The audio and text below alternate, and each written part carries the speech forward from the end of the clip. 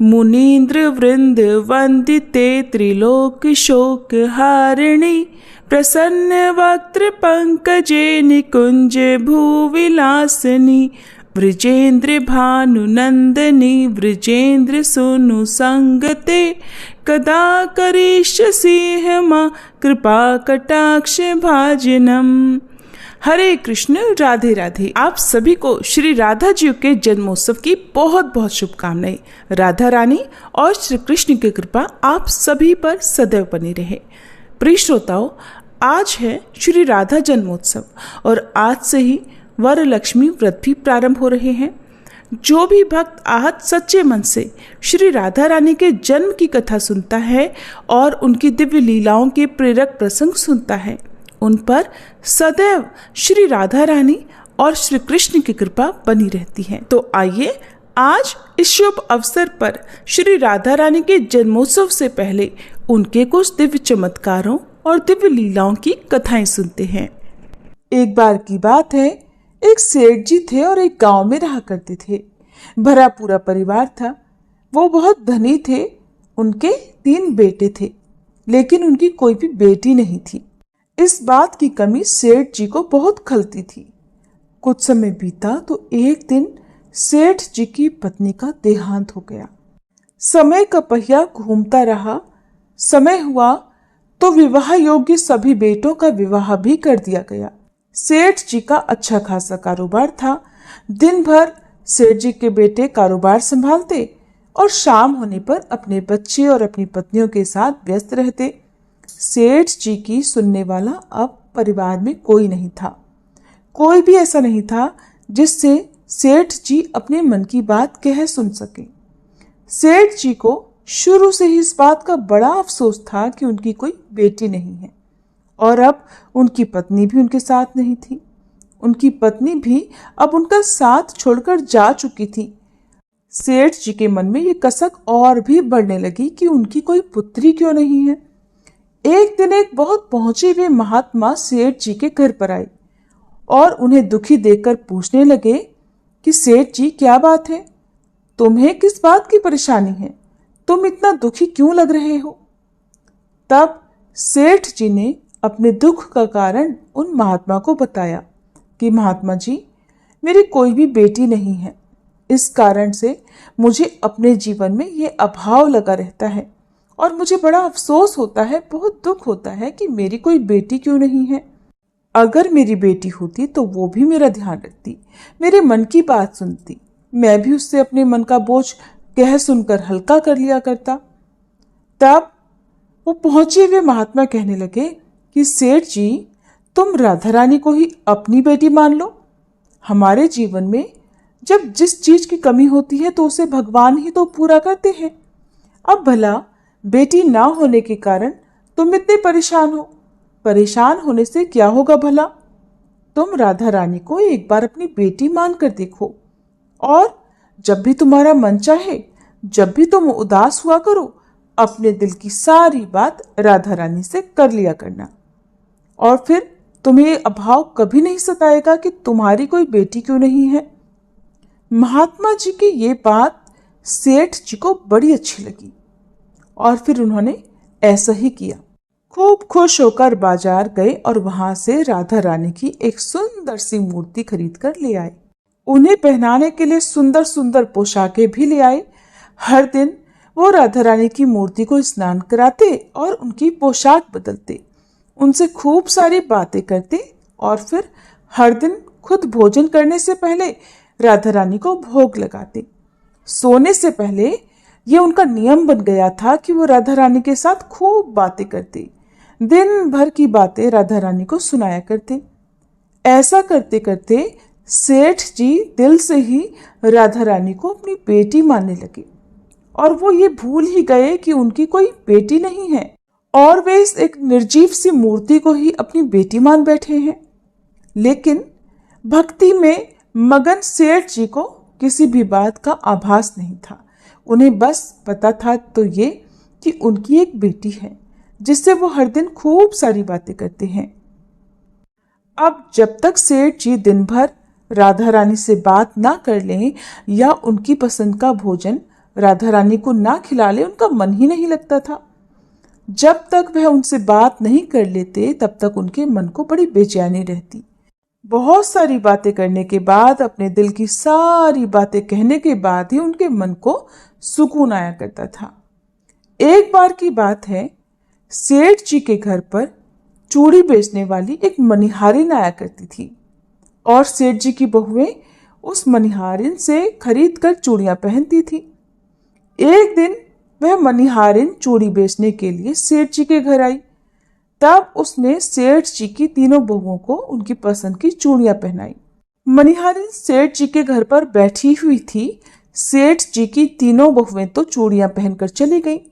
उनके ही सामने एक छोटी सी कन्या आई और मनिहारिन से कहने लगी कि मुझे भी चूड़ियां पहना दो, खूब सारी रंग बिरंगी।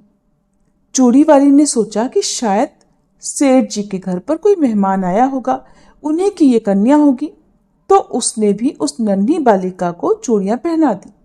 और उसके बाद वो चूड़ी वाली मनिहारिन सेठ जी से पैसे मांगने सेठ जी की दुकान पर पहुंच गई और कहने लगी कि मुझे चूड़ियों के पैसे दे दो। और उसने पहले से अधिक पैसे मांगे तो सेठ जी ने कहा, क्या बात है, तुम हर बार तो इतने रुपए की चूड़ियां पहना कर जाती हो, क्या अब तुम्हारी चूड़ियां महंगी हो गई हैं जो हर बार से अधिक रुपए मांग रही हो? तो मनिहारिन बोली कि नहीं सेठ जी, मैंने चूड़ियों का दाम तो नहीं बढ़ाया, हाँ लेकिन आज मैंने 3 लोगों को नहीं बल्कि 4 लोगों को चूड़ियां पहनाई हैं। सेठ जी ने सुना तो कहने लगे, अरे तुमसे कोई गलती होगी, मेरे घर पर तो चूड़ी पहनने के लिए सिर्फ 3 बहुएं हैं, ये लो तुम 3 बहुओं की चूड़ी के पैसे रखो। मनिहारिन भी कुछ नहीं बोली, सेठ जी से पैसे लेकर चुपचाप अपने घर आ गई।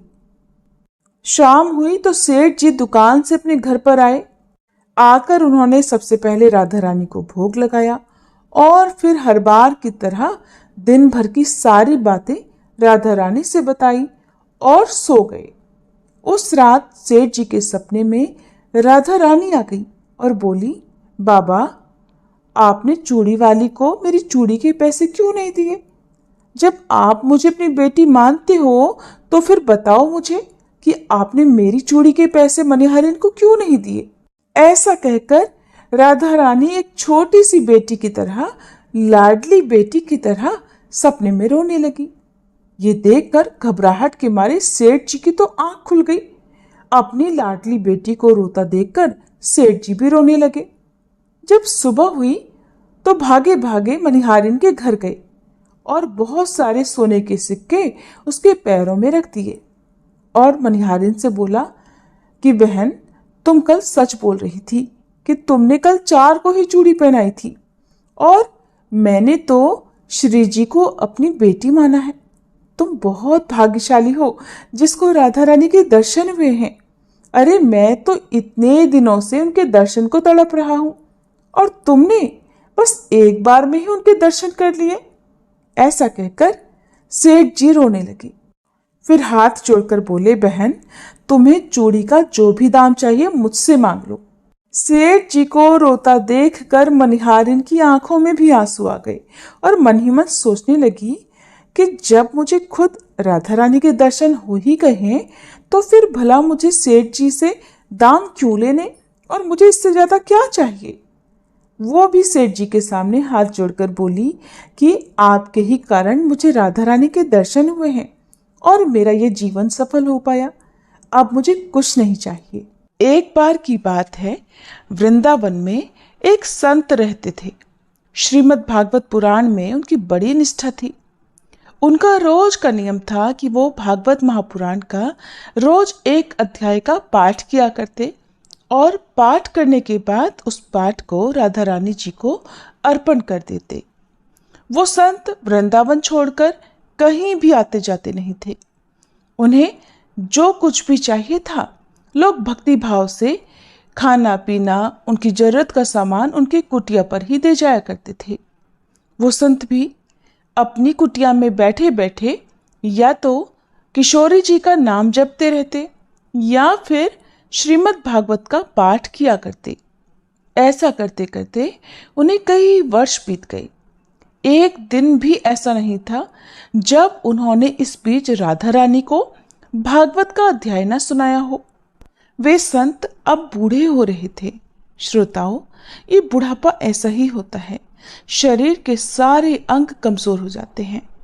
कानों से सुनाई देना कम हो जाता है, आंखों से दिखाई देना कम हो जाता है, यहाँ तक कि चलने के लिए शरीर में शक्ति भी नहीं रह जाती। अब भागवत का जब वो पाठ करने बैठते तो उन्हें भागवत के अक्षर बहुत धुंधले से दिखाई देते। पढ़ने में बड़ी कठिनाई होती। बहुत देर तक नजरें गड़ाए रहते, तब धीरे धीरे जो कुछ समझ में आता उसी को पढ़ने लगते। कुछ दिनों के बाद तो अब उन्हें दिखना और भी कम हो गया। भागवत कथा पढ़ने में असमर्थ हो रहे संत जी को सिर्फ एक बात का अफसोस था। अफसोस इस बात का नहीं था कि उनकी आंखों की रोशनी कम हो रही थी। अफसोस इस बात का था कि अब वो भागवत का पाठ कैसे करेंगे और कैसे राधा रानी को भागवत सुनाएंगे। उनका कई वर्षों का एक नियम था जो ऐसा लगता था अब टूट रहा है। ऐसा लगता था जैसे अब वो इस नियम का पालन नहीं कर पाएंगे। हर समय उनके मन में बस यही दुख रहता कि अब मैं राधा रानी को भागवत कैसे सुना पाऊंगा। अब एक दिन की बात है, उन्होंने भागवत की पुस्तक निकाली और पढ़ने का प्रयास किया, लेकिन सारे अक्षर धुंधले दिखाई दे रहे थे। उन्हें एक भी अक्षर समझ में नहीं आया। बड़े दुखी हो गए और दुखी मन से अब वे भगवान कृष्ण को याद करने लगे कि प्रभु, मैं इतने दिनों से भागवत का पाठ कर रहा हूं, आपने आज ऐसा क्यों किया? बताइए, अब मैं राधा रानी को पाठ कैसे सुनाऊंगा? और ये सोचकर और भगवान को याद करते करते वो रोने लगे। रोते रोते सारा दिन बीत गया, शाम हो गई। यहाँ तक कि दुख के मारे संत जी ने उस दिन कुछ भी नहीं खाया पिया, क्योंकि उनका रोज का नियम था कि जब तक वो भागवत का एक पाठ राधा रानी को सुनाकर उन्हें समर्पित नहीं करते, वो भोजन ही नहीं करते थे, ना ही पानी पीते थे। जब शाम हो गई तभी उनके दरवाजे पर एक दस्तक हुई। किसी ने दरवाजा खटखटाया और एक तो संत जी को वैसे ही कम दिखाई दे रहा था। उन्हें यह भी नहीं पता चलता था कि सामने कौन उनसे बात कर रहा है या कौन उनके दरवाजे पर दस्तक दे रहा है।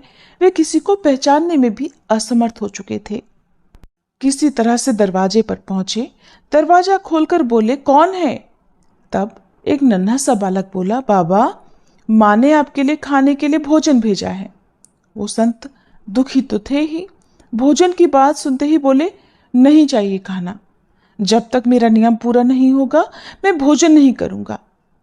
वो नन्हा बालक बोला, बाबा, कौन सा नियम? अब ऐसा लगा मानो उन संत को अपना दुख बांटने वाला कोई मिल गया हो। सुबह से शाम हो गई, उनके मन में जो भारी दुख था अब वे उसी बालक को सुनाते हुए बोले, बेटा, मैं रोज अपनी राधा रानी को भागवत का एक पाठ सुनाया करता हूँ और उसके बाद ही कुछ खाता हूँ, और आज तो सुबह से शाम हो गई, मैंने पढ़ने का बहुत प्रयास किया, लेकिन मेरी आंखों से आज तो बिल्कुल भी नहीं दिखाई दे रहा। ऐसा लगता है आज ही मेरी आंखों की रोशनी चली गई है। ऐसा कहकर वो संत बाबा रोने लगे।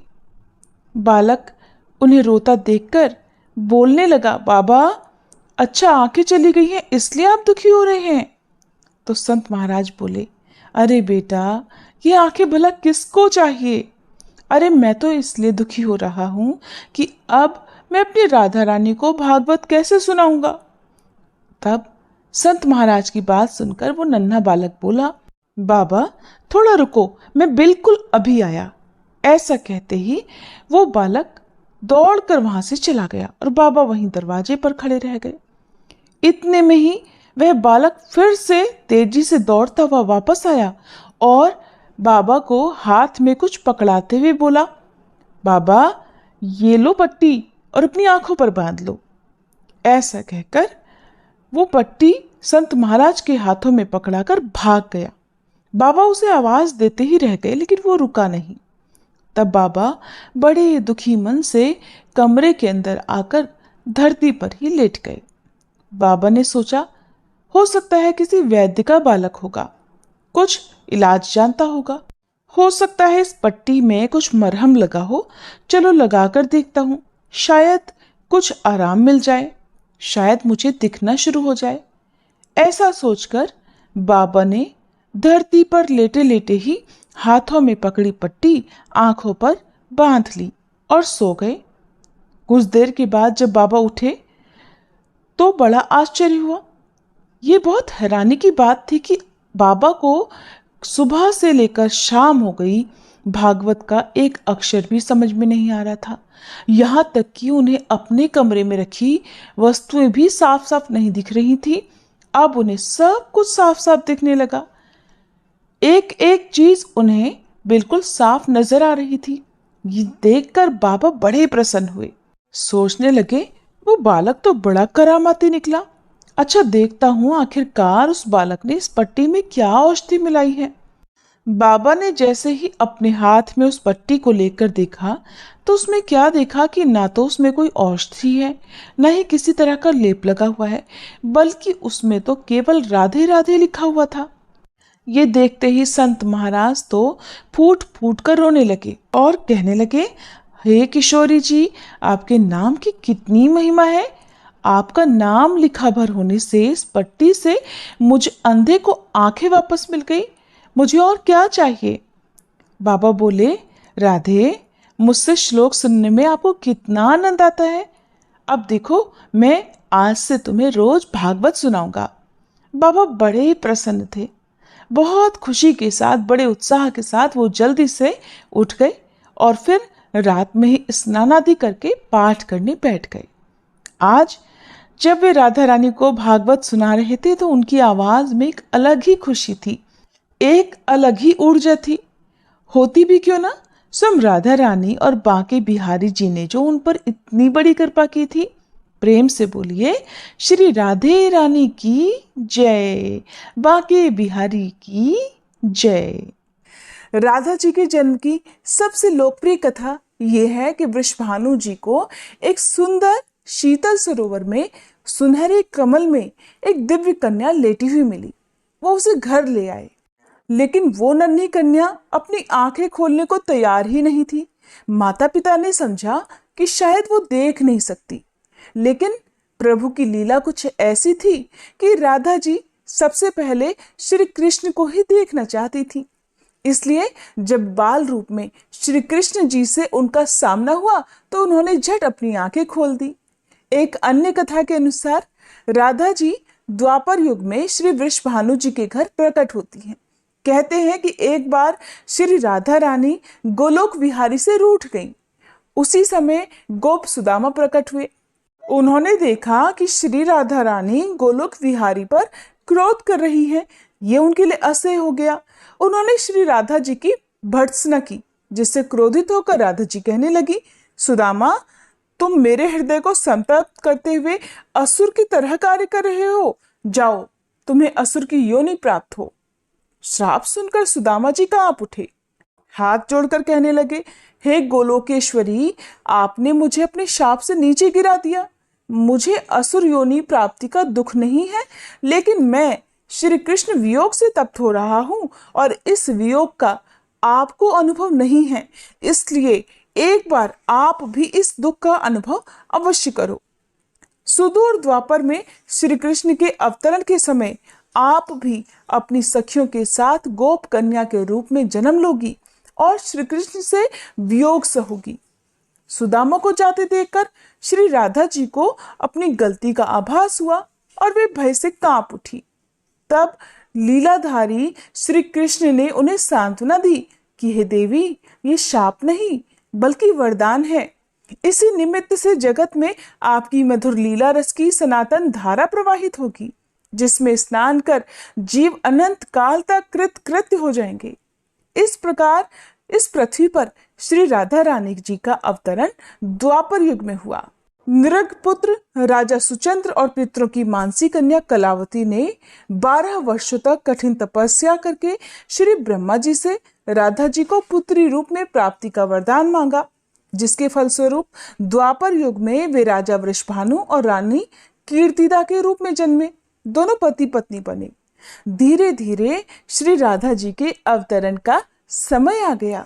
संपूर्ण ब्रज में कीर्तिदा के गर्भधारण का समाचार सुख की धारा बनकर फैलने लगा। सभी बड़ी उत्सुकता से प्रतीक्षा करने लगे। अब वह मुहूर्त आया। भाद्रपद की शुक्ल अष्टमी चंद्रवासर मध्याह्न के समय आकाश मेघों से ढक गया। सहसा एक दिव्य ज्योति प्रसूति गृह में फैल गई। ये इतनी तीव्र ज्योति थी कि सभी के नेत्र बंद हो गए। एक क्षण बाद गोपियों ने देखा कि शत सहस्त्र शरद चंद्रों की कांति के साथ एक नन्ही सी बालिका कीर्तिदा मैया के साथ में लेटी हुई है।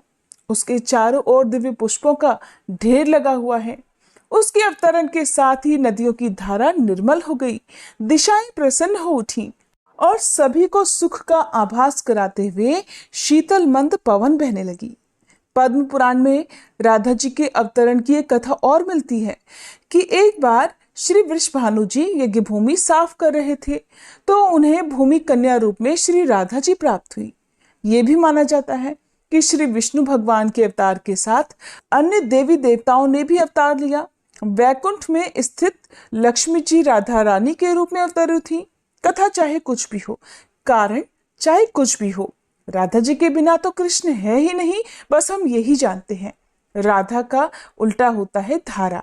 धारा का अर्थ होता है जीवन शक्ति और भागवत की जीवन शक्ति है राधा जी। कृष्ण देह है तो श्री राधा है उनकी आत्मा। कृष्ण शब्द है तो राधा जी शब्द का अर्थ है। कृष्ण गीत है तो राधा संगीत है। कृष्ण वंशी है तो राधा वंशी का मधुर स्वर है। भगवान ने अपनी समस्त संचारी शक्ति राधा जी में समाहित की है।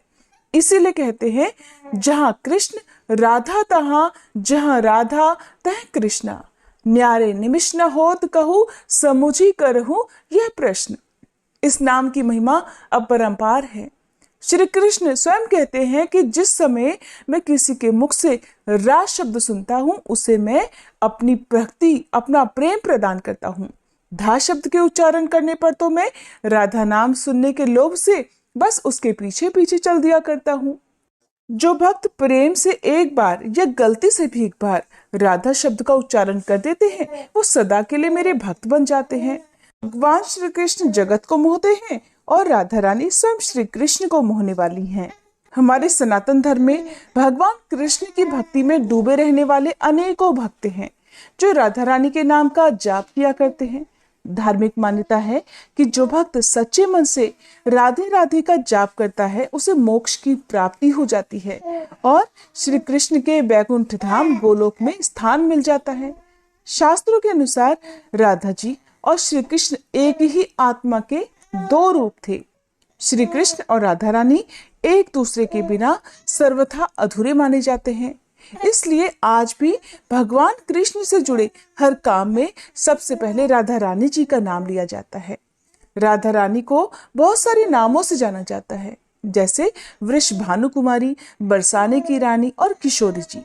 शास्त्रों के अनुसार राधा रानी धरती लोक पर हमेशा किशोरी रूप में ही रही। शास्त्रों में उल्लेखित कथाओं के अनुसार राधा रानी को ऋषि अष्टवक्र से आजीवन किशोरी बने रहने का वरदान मिला था। तो आज अब इस कथा में सुनिए कि आखिरकार वो किशोरी जी के नाम से क्यों जानी जाती हैं। पौराणिक कथाओं में ऐसा वर्णन मिलता है कि द्वापर युग में वेदों और शास्त्रों के महान ज्ञाता ऋषि कहोड़ और माता सुजाता के पुत्र का नाम ऋषि अष्टवक्र था। ऋषि अष्टवक्र अपनी माता के गर्भ में ही अपने पिता ऋषि कहोड़ द्वारा शास्त्रों और वेदों का ज्ञान सुनते थे, लेकिन उन्हें शास्त्रों का ज्ञान सही नहीं लगता था। इसलिए ऋषि अष्टवक्र ने अपनी माता के गर्भ से अंदर ही अपने पिता से कहा कि शास्त्रों में ज्ञान नहीं है पिताजी, ज्ञान तो हमारी अंतरात्मा में होता है। हम सभी सत्य को बाहर खोजते हैं, लेकिन सत्य तो हमारे अंदर उपस्थित है। शास्त्र तो केवल शब्दों और वाक्यों का समूह है। अपने ही पुत्र से शास्त्र विरोधी बात सुनने पर ऋषि कहोड़ को बहुत क्रोध आया और उन्होंने गर्भ में पल रही अपनी ही संतान को श्राप दे डाला कि जो अभी तक अजन्मा है, जिसने अपनी माता के गर्भ से मेरे शास्त्र ज्ञान को चुनौती दी है। जन्म के बाद उसका शरीर 8 अंगों से टेढ़ा होगा। इसी श्राप के कारण ऋषि अष्टवक्र 8 अंगों से टेढ़े थे। ऋषि अष्टवक्र के 8 टेढ़े अंगों के कारण लोग उन्हें देखकर उनका मजाक उड़ाया करते थे, उन पर हंसते थे। क्रोध में आकर ऋषि अष्टवक्र भी लोगों को शाप दे दिया करते थे।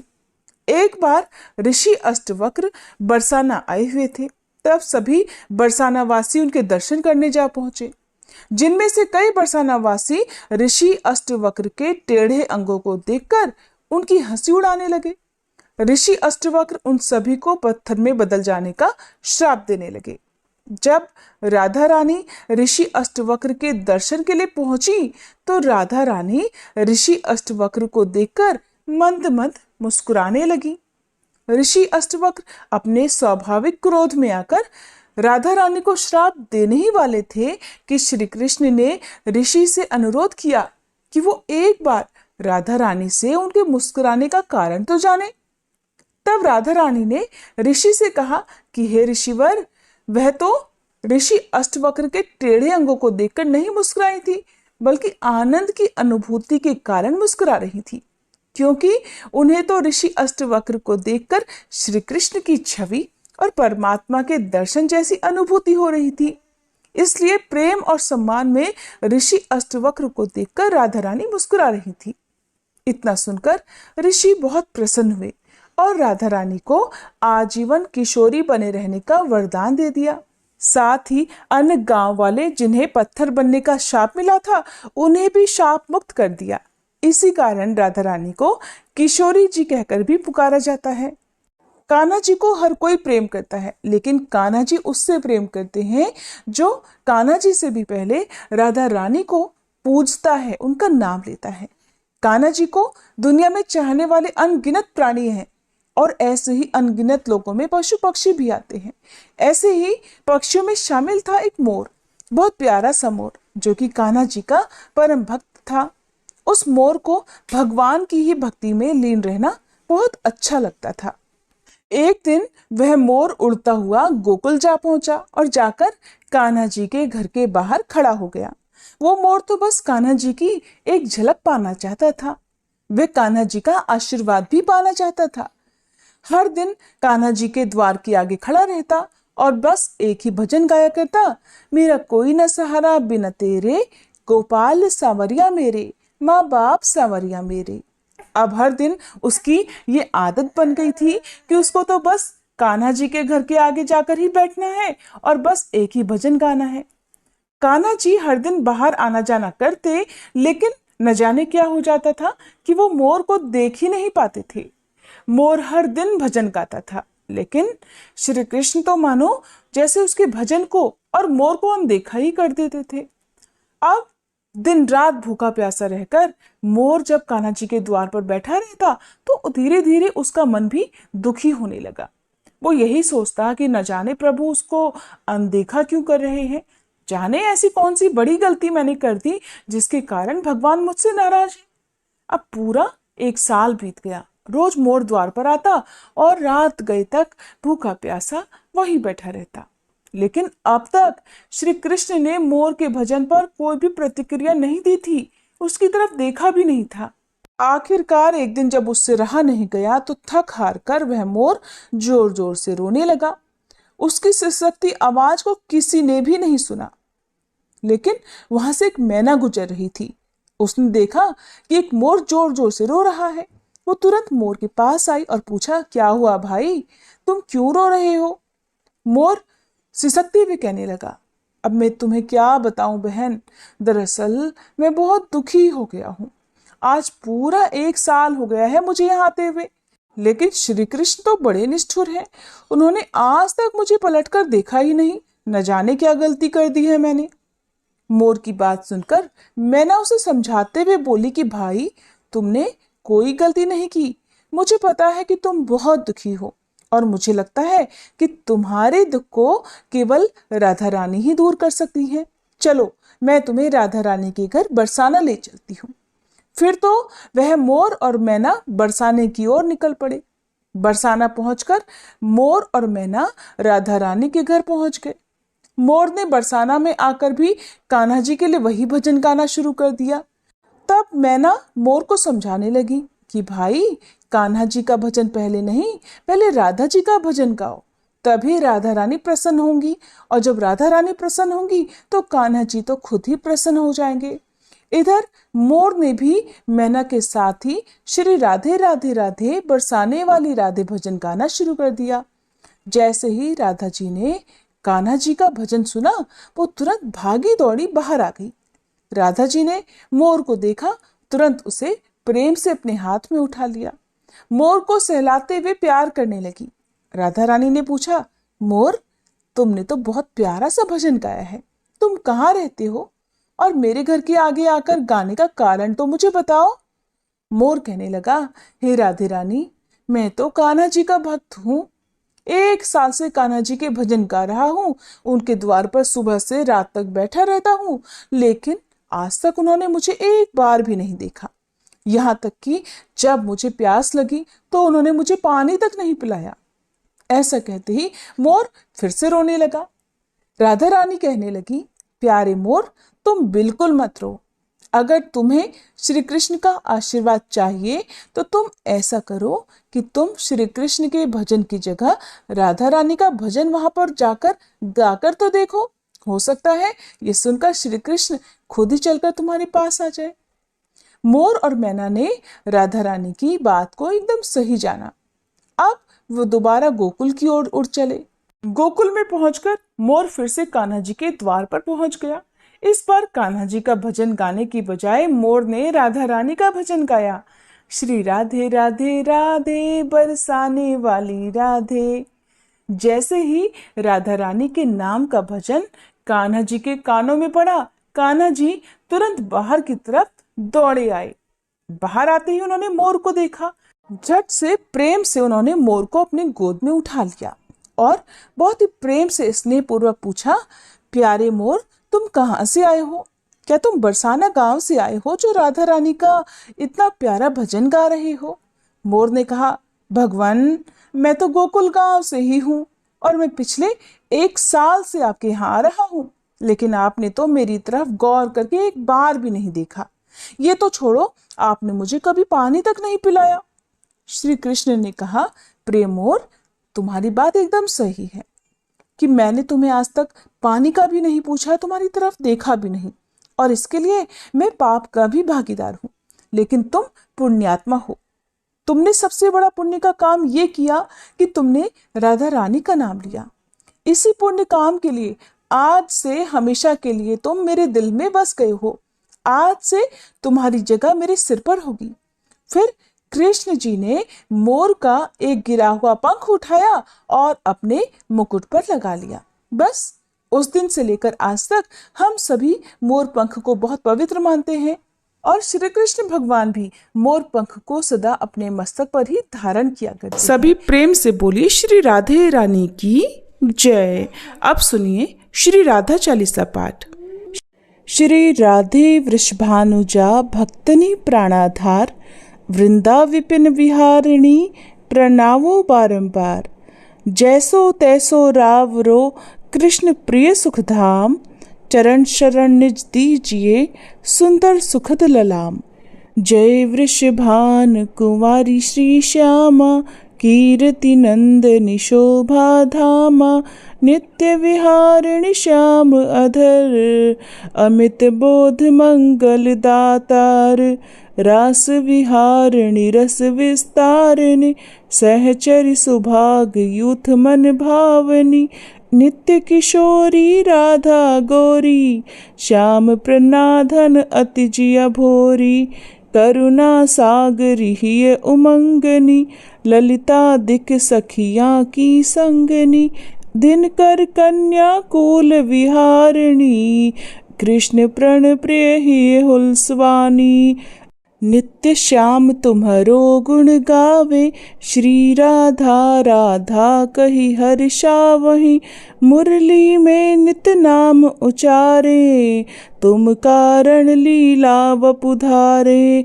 प्रेमा स्वरूपिणी अति सुकुमारी, श्याम प्रिय वृषभानु दुलारी, नवल किशोरी अति छवि लगे धामा, द्युति लघु लाग कोटि रति कामा, गौरांगी शशि निंदक वदना, सुभग चपल अनियारे नैना, जावक युत पद पंकज चरण, नुपुर ध्वनि प्रीतम मन हरणा, संतता सहचरी सेवा करही, महामोद मंगल मन भरही, रसिकन जीवन प्राण अधारा, राधा नाम सकल सुख सारा, अगम अगोचर नित्य स्वरूपा, ध्यान धरत निशिदिन ब्रज भूपा, उपजे उजासु अंश गुण खानी, कोटिन उमा राम ब्रह्माणी, नित्य धाम गोलोक बिहारिणी,